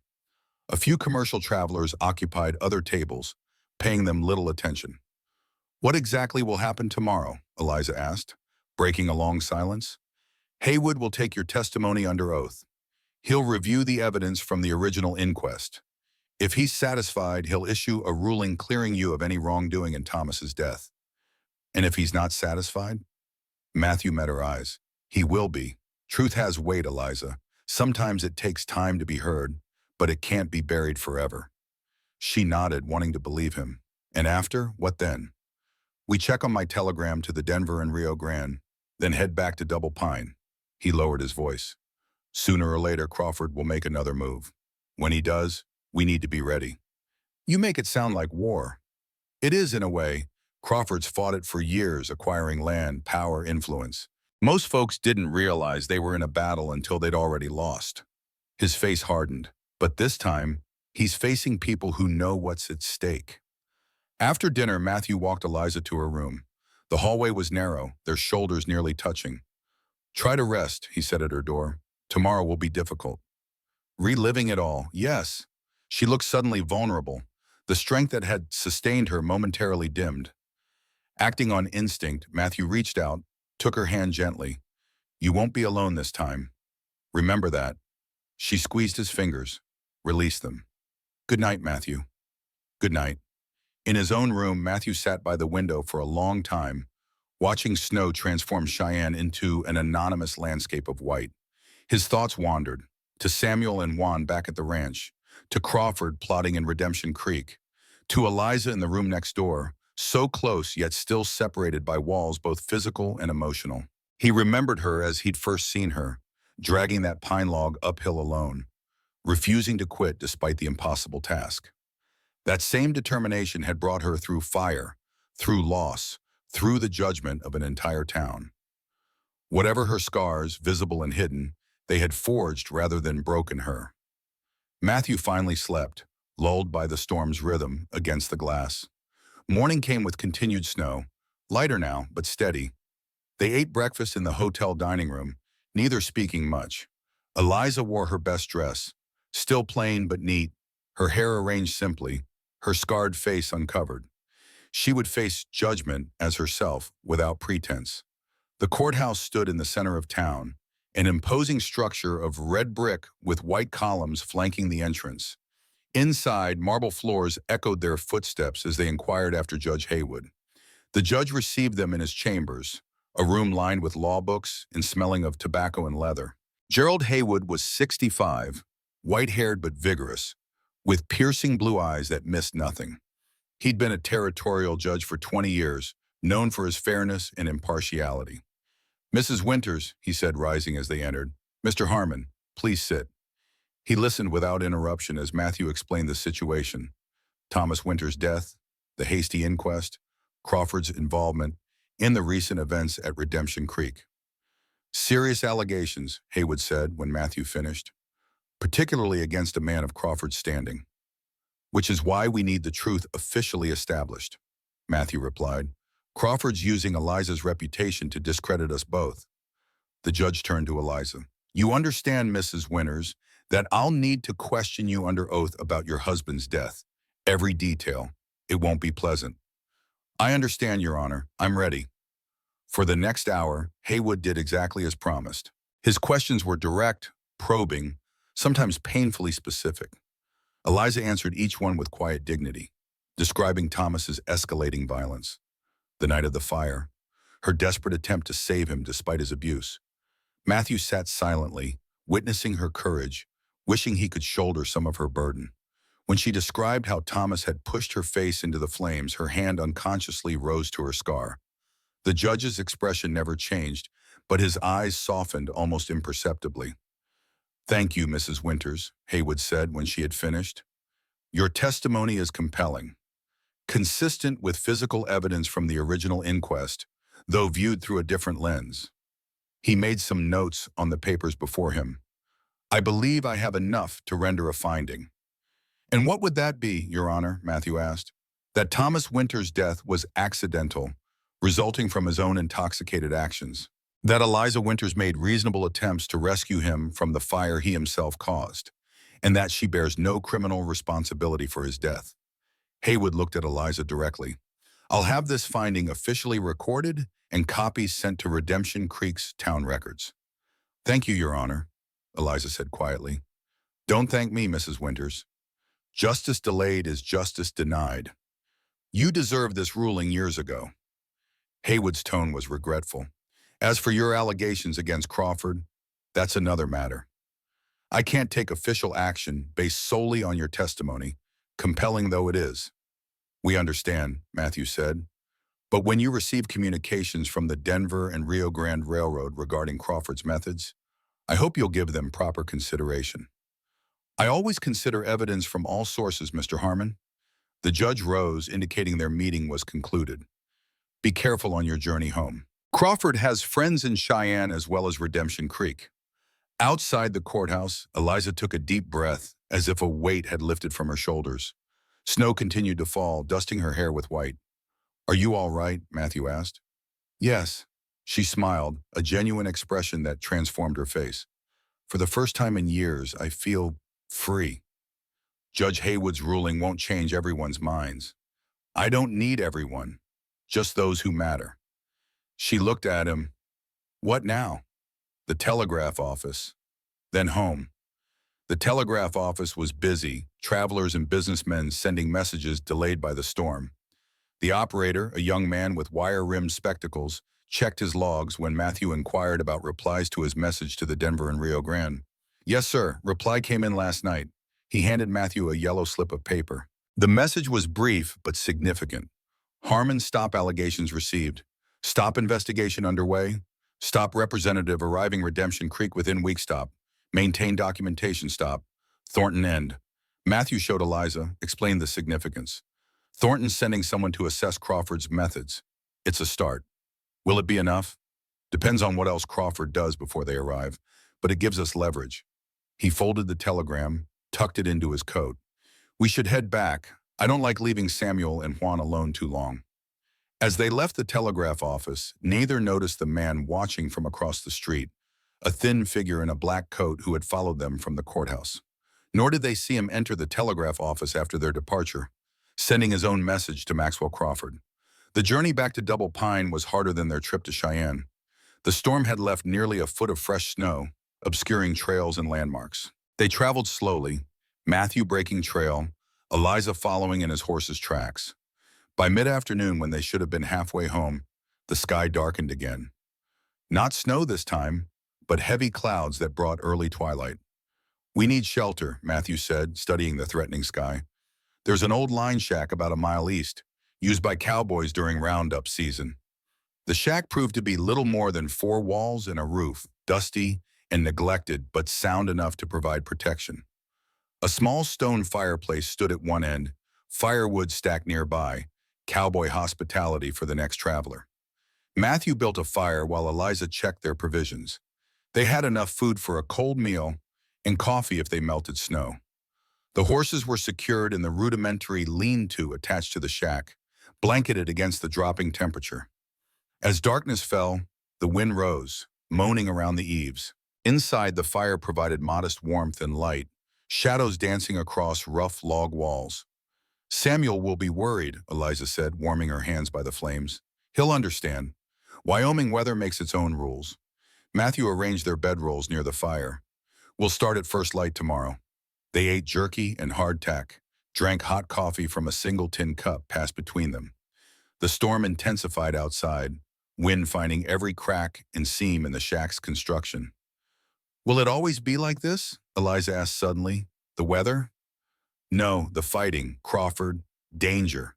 She looked at him across the fire. "Is this what life with you means?" Matthew considered her question carefully. "Crawford's not the first man I've crossed. Probably won't be the last. I have strong opinions about right and wrong." He poked at the fire. "But no, it won't always be like this. This particular fight will end, one way or another." "And then?" "Then we rebuild. The barn, the bunkhouse, your garden." He met her eyes. "A life worth having." "We," she noted. "You said we." "I did." The implication hung between them, neither pushing for more definition. Outside, the wind howled like a living thing. Inside, the fire popped and whispered, the only other sound in their temporary sanctuary. Eliza moved to her bedroll, suddenly weary from the day's travel and emotional toll. "We should rest." "Yes," but sleep proved elusive for both of them. The storm's fury increased, shaking the small structure. Cold seeped through the walls despite the fire. After an hour of restless discomfort, Eliza spoke. "This is foolish. We're both freezing." "I'm fine," Matthew lied, his voice betraying a slight tremor. "No, you're not. Neither am I." She sat up. "We should combine resources. Body heat. It's simple survival." Matthew hesitated, then nodded. They rearranged the bedrolls, creating one larger pallet near the fire. With awkward formality, they lay side by side, sharing blankets, careful not to touch beyond what necessity required. Gradually, warmth built between them. The shared space became comfortable rather than tense. Matthew lay still, acutely aware of Eliza's presence inches away, the rhythm of her breathing, the faint scent of her hair. "Matthew," she said softly. "Yes?" "Thank you for believing me, for helping me, for everything." He turned his head to look at her, found her already watching him. "No thanks needed." "Yes, they are." She moved slightly closer. "You gave me back something I thought was gone forever." "What's that?" "Trust in another person, in myself." Their eyes held in the firelight.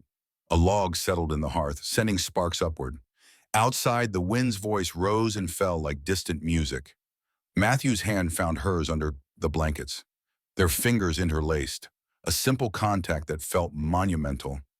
Neither spoke again, no words adequate for the moment.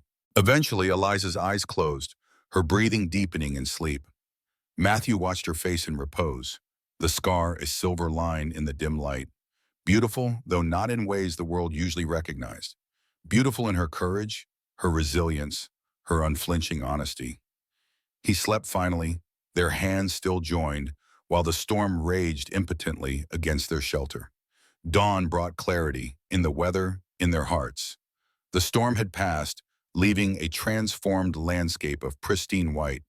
They prepared to depart in companionable silence, the awkwardness of the previous night replaced by a new ease between them. As Matthew saddled the horses, Eliza stood watching the sunrise paint gold across the snow. He paused in his work, struck by the image she presented, strong, serene, framed by nature's beauty. "What?" she asked, catching his gaze. "Just thinking." "About?" "How someone can walk through fire and emerge stronger." He secured a saddle strap. "Not everyone does." She smiled, a flash of genuine warmth that reached her eyes. "You did, after the war. After, Rebecca, you survived. Surviving isn't the same as living. I was just existing until he left the sentence unfinished. Until, she prompted, until I saw a woman dragging a log uphill alone. They rode out as the day brightened, heading north toward Double Pine. The snow made travel slow, but the visibility was perfect, allowing them to see for miles across the rolling Wyoming landscape. By mid-morning, they topped the final ridge overlooking the ranch. Matthew reined in sharply, arm extending to stop Eliza as well. "What is it?" she asked. Below, in the yard of Double Pine, multiple horses were hitched to the rail. 7 riders had arrived during their absence, too many for casual visitors. Matthew drew his field glasses from his saddlebag, studied the scene. "Crawford's men," he said grimly. "Davis is there. Miller, the others I don't recognize." "Samuel and Juan?" He adjusted the glasses. "Can't see them. They might be inside." Or, he didn't complete the grim alternative. "What do we do?" Matthew considered their options. None of them good. "We can't leave Samuel and Juan if they're still alive. But riding straight in would be suicide.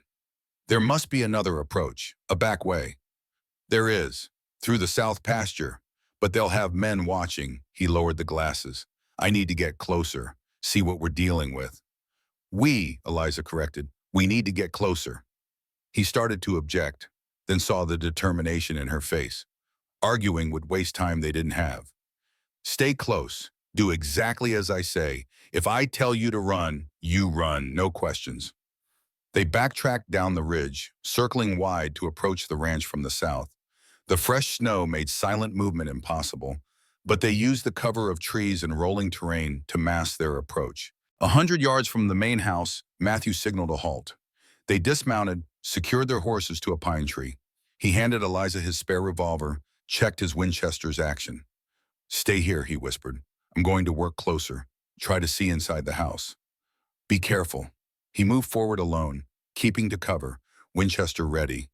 The burned shell of the barn provided concealment as he approached the main house.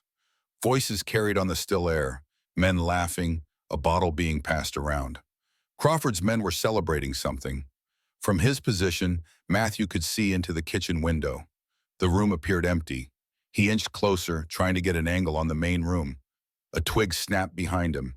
Matthew spun, rifle rising, to find Davis standing 10 feet away, revolver already drawn and aimed. "Well, well," Crawford's foreman said with a cold smile. "Look who finally came home." Time slowed. Matthew's finger tensed on the trigger, mind calculating the odds.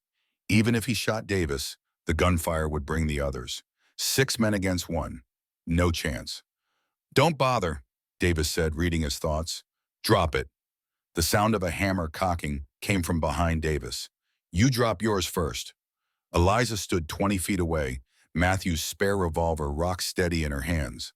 The scar on her face caught the winter light, silver against her determined expression. Davis hesitated, caught between threats. That moment of indecision was all Matthew needed. He lunged forward, Winchester swinging like a club, catching Davis across the temple. The foreman crumpled, without a sound. "I told you to stay back," Matthew whispered as they dragged Davis's unconscious form behind a woodpile. "And I told you we'd do this together." Eliza checked the fallen man's pulse. "He's alive. What now?" "We need to know if Samuel and Juan are alive." Matthew peered toward the house. "Cover me." They advanced together, using the burned barn skeleton for cover.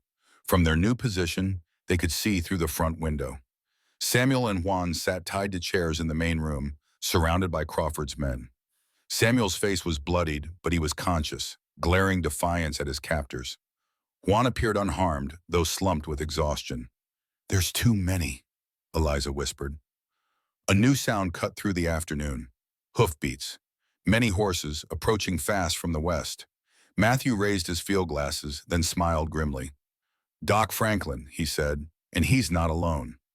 A dozen riders appeared over the ridge, Franklin in the lead, followed by Peterson, Johnson, and other small ranchers Crawford had squeezed over the years.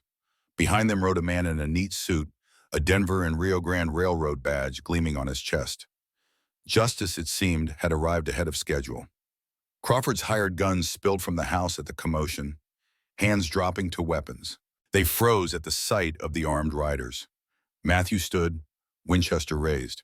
"It's over, Crawford." The banker appeared in the doorway, face twisted with rage. "This is my town, Harmon, my future." "Not anymore." The railroad man dismounted, producing official papers.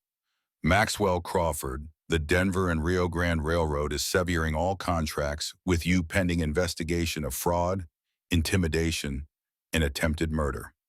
For a man who had built his empire on calculated risks, Crawford made a fatal miscalculation. His hand flashed to his coat, drawing a derringer. Before he could aim, 3 shots rang out simultaneously. Matthew's Winchester, Eliza's revolver, and Samuel's hidden pocket pistol, somehow kept concealed despite his captivity. Crawford fell without firing, his small gun skittering across the porch boards. His hired men, seeing the odds, dropped their weapons. Later, as Franklin tended to Samuel's cuts and the railroad man took statements, Matthew found Eliza standing by the remains of the barn, staring at the snowy landscape. "It's over," he said quietly, joining her. "Is it?" "Crawford's dead. His men will be tried. The railroad's bringing in a new agent to handle water rights. Fair ones this time." He touched her arm gently. "Judge Haywood's ruling clearing your name arrived by telegraph this morning. Samuel made sure everyone in town saw it." She nodded, processing it all. "What happens now?" "We rebuild. I was thinking we might start with a barn raising. Folks have offered to help." "Folks?" Her eyebrow arched skeptically. "You'd be surprised how many people were just waiting for someone to stand against Crawford." He took her hand, her fingers cold in his. "And after that, well, your cabin's still standing. My ranch needs work. Both are good places." Eliza turned to him, her gray eyes searching his face. "Are you asking me something, Matthew Harmon?" "I'm saying we have choices now. Real ones." He smiled, the lines around his eye crinkling. "And I'm saying I'd like to face whatever comes next together. If you want." She studied him for a long moment. Then she reached up, her fingers touching his weathered cheek, tracing a path to his lips. "I do want that," she said simply.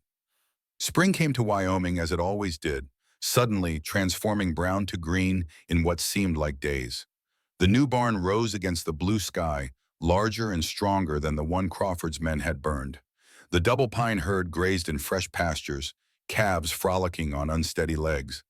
At Eliza's cabin, a garden flourished, vegetables in neat rows, wildflowers along the borders. The underground spring that had nearly cost them everything now fed irrigation channels, a small miracle of abundance in the harsh landscape. 2 places, 2 homes. And between them, worn by daily travel, a path through the pines, a connection made by choice, not necessity. On the porch of the ranch house, now stripped of Rebecca's fussy curtains and formal furniture, Matthew and Eliza sat watching the sunset. A book lay open between them. Homer again, but this time Matthew read aloud, his finger tracing the words, skills hard-won over winter evenings. When he got to the part about Penelope's faithfulness, Matthew said, closing the book, "I used to wonder how anyone could wait 20 years. Eliza smiled, the scar on her face catching the golden light. "And now?